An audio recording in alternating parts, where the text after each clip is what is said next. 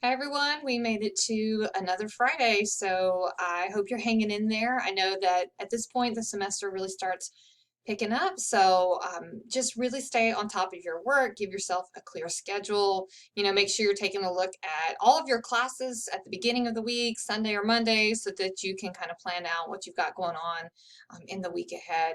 So this week we took a look at a lot of different parts of the assignment that are going on. I gave you some help with writing the summary response section of your paper and also kind of helped you along with the rhetorical analysis part. Those are really the two biggest components.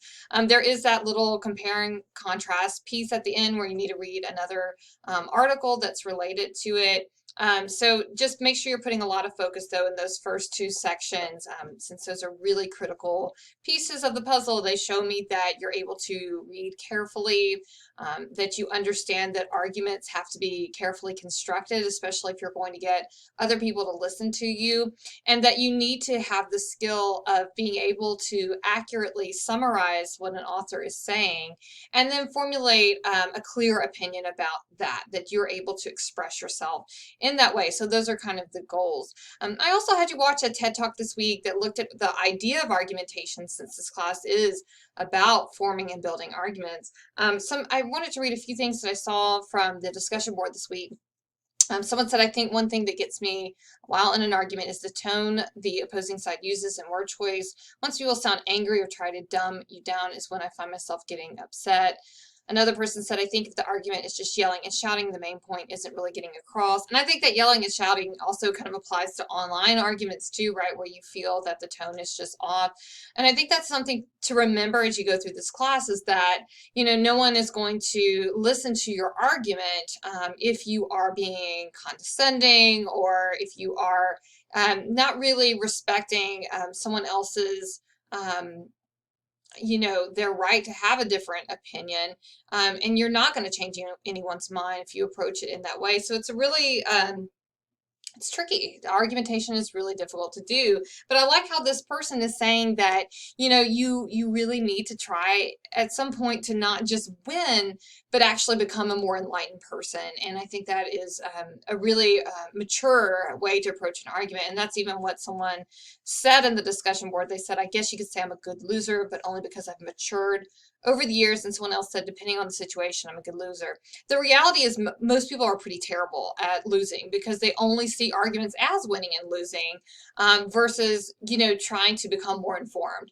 And so I think that's really critical that we keep that in the front of our minds, not only in our academic world but also in our personal lives too. So hopefully you've kind of taken all of that and are able to utilize that information this semester and use that as you're kind of working your way through this first assignment. So this week, I'm not doing a lot of hand holding. You have the assignment, you've read your article. I've given you lots of tools this week. You should be writing, writing, writing, writing. Next week, what we will be doing is there's no new material at all next week. It should simply be finishing up your paper, utilizing your resources all from the previous weeks, going back to the assignment sheet, making sure you're fulfilling the requirements, making sure that you have some time to maybe have someone else read your writing, using that APA template if you haven't already, to make sure you have everything set up right. And so your paper is going to be due next Friday at noon. And remember, you won't receive a traditional grade on this. I will simply give you feedback, and you will use that feedback to revise for your final portfolio.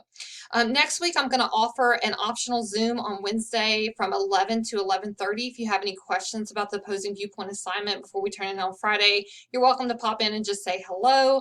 But also it's there to for you to ask questions if you have any. I really apologize for not having a Zoom this week. I fully intended to. I appreciate those of you who reached out to me for condolences for my father-in-law. It's been extremely tough. And so, I try to have open communication with you, and I hope to pay you that same respect this semester as you've shown me when you have something that's just been really tough going on in your life. So thank you all so much. And I hope that you're doing well and doing okay on these assignments. I haven't had anyone necessarily reach out beyond maybe in the Ask Me Anything board or just some basic questions. But if you do, make sure you understand that I'm there to help. Oh no, I'm past my 5-minute mark for Friday update. Unusual for me. Okay, I'll see you later. Have a good weekend.